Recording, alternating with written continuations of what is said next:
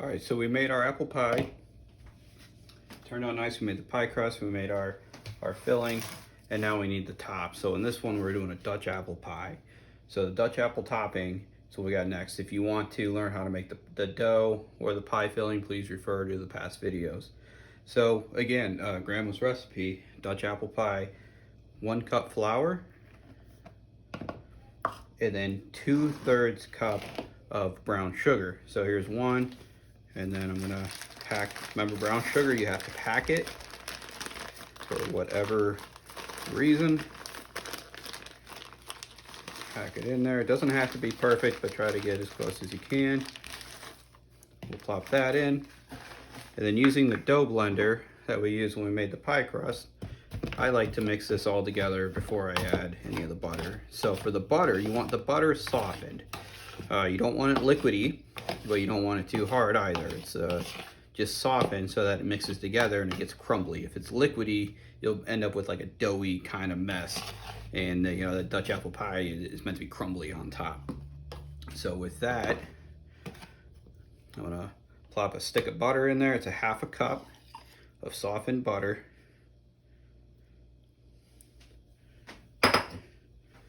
That, and usually I kind of put some dry on top because it'll start to absorb that, and it keeps it from getting stuck inside your pieces in here. So I kind of tap, give it a little twist, and try to put some more on there. All right, and then after you kind of get it coated, you can just start mashing. Now the key to this is you don't want to over mix it. You just want to get it to a nice crumble and keep moving it around. Every once in a while, check your mixer and kind of knock that stuff off. And yes, I did wash my hands before I started. So we're gonna keep mixing until we get a nice crumble. You don't want soft, you don't want, you know, that flour consistency. You don't want big chunks of butter because the butter will melt or melt as you're cooking it, which will then moisten and be able to get you a nice brown top. Just keep mixing, and it's actually getting pretty good here, but I'm going to do a little bit more. And it's that fine balance, because once you overmix it, you can't undo that. So I like to take some of the spots, just mix it around, spin the bowl around, try to hit all the areas so there's not like a pocket of flour in there.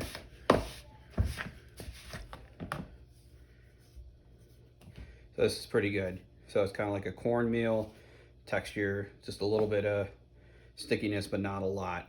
So we put that aside. I'll start putting it on the pie. So I just gotta start grabbing handfuls. I usually go around the edges first. Kind of fill that in.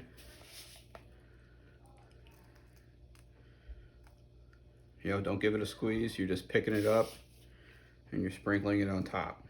Want to make sure all the apples are covered. If you get a chunk like that, just kind of break it up. And just keep going around.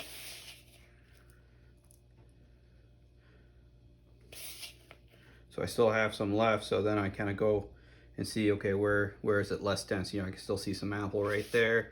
So we'll put some more. And I go kind of high so that it kind of falls and I'm not like pressing it down. You don't want to like, you know, press it, because then you won't get that nice crumble on the top. And the best thing about the Dutch apple topping is that it covers your imperfections on your edges. So when we made the pie crust, like I said, I don't spend a lot of time doing a fancy edge because I do this crumble in here. Now once everything's packed, I still have a little bit left, but I think we're gonna kind of call it good, call it even. And then there's one last little step, is we're gonna take a tablespoon of sugar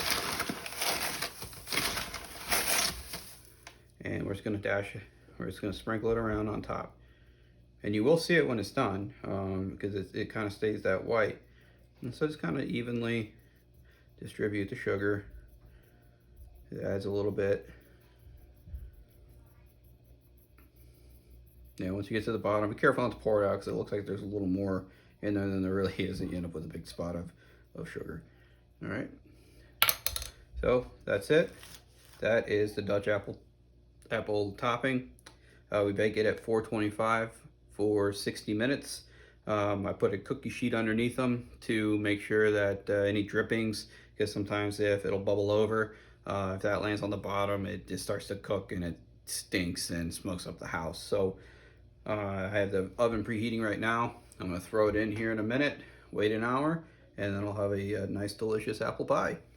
If you like this video, please hit subscribe. If you have any tips or comments on what we can do to improve our recipe or do differently, please leave that in the comments and I'll get back to you. Please hit subscribe and you'll see more videos like this one. Thanks.